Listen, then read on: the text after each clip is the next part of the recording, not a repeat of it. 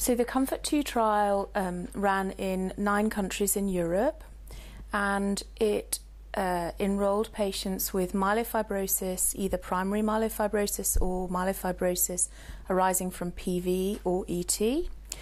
And patients who entered the study had to have 2 or more prognostic risk factors according to the IPSS. Patients were randomized between either ruxolitinib, the active treatment arm, or the control arm, which for COMFORT-2 was BAT, best available therapy, which basically was physician's choice of standard therapy across Europe. For every 1 patient who was on the BAT arm, there were 2 patients on ruxolitinib.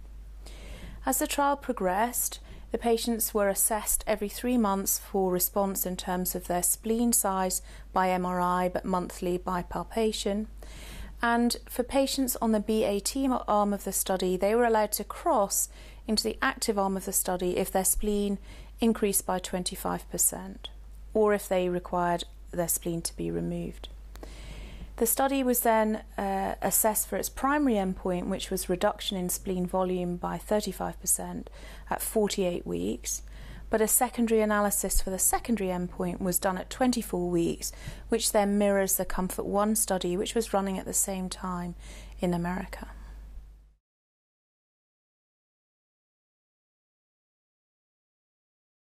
The best available therapy breakdown was that approximately 2/3 of patients were receiving therapy, and of those, 50% were receiving hydroxyurea or hydroxycarbamide, and the rest was a smattering really of sometimes interferon, glucocorticoids, there was some lenalidomide, so there was a variation of different agents used in that arm.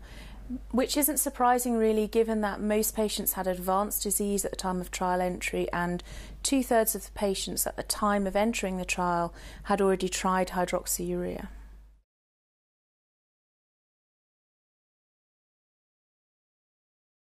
So the results of COMFORT-2 are very striking and very positive. They show for the primary endpoint, which was reduction of spleen volume by 35% at week 48, just over 28% of patients receiving ruxolitinib achieved that endpoint versus no patients treated with BAT therapy. The secondary endpoint was the same analysis but at 24 weeks, and at that time point we had slightly more patients treated with ruxolitinib, 31.9%, but again no patients in the BAT arm hitting that endpoint.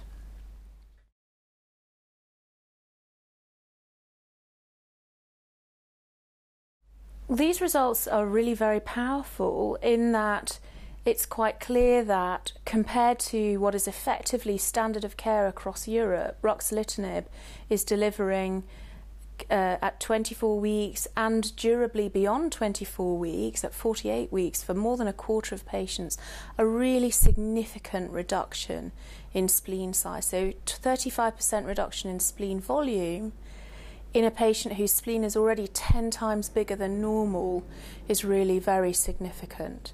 And many patients, in fact 97% of patients, had a reduction in spleen volume versus a much smaller number for the BAT treated patients.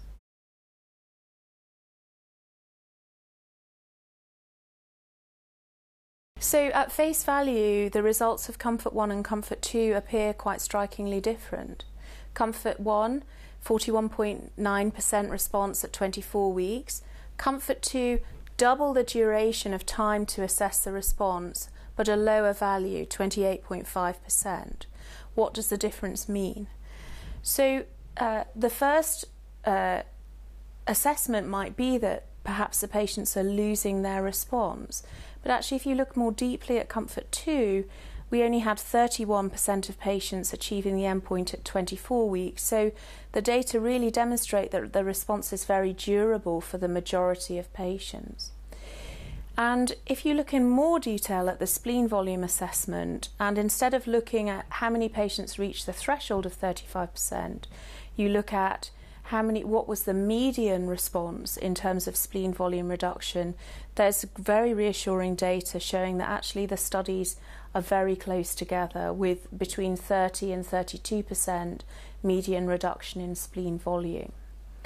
So one always expects perhaps to see slightly lower responses in phase 3 studies with patients drawn from a wider recruitment area, assessed and managed in a larger number of institutions. And I think really the differences between these two studies are not that strikingly different when one's aware of the difference.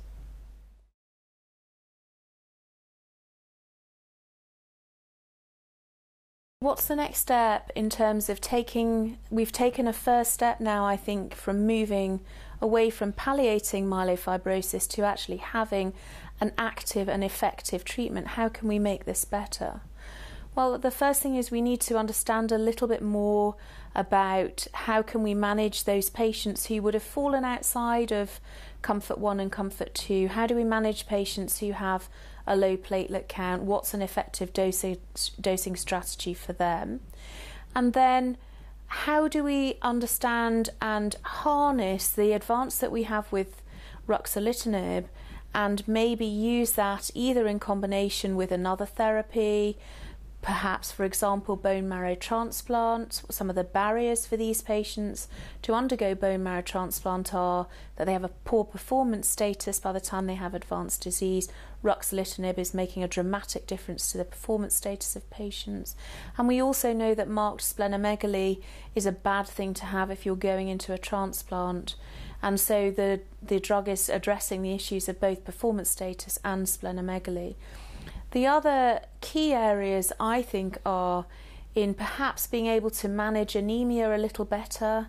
We weren't using any combination strategies, for example, erythropoietin or other agents that might increase the hemoglobin and allow us to treat patients perhaps with a higher dose.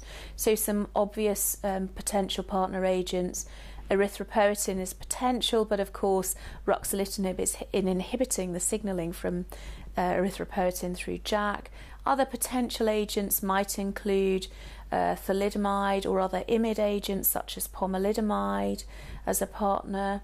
Or one might look to address other areas of the disease biology. So, for example, histone deacetylase inhibitors or drugs such as interferon, which appear to be reducing the burden of mutant cells. So this is the first step on a very exciting journey, I think.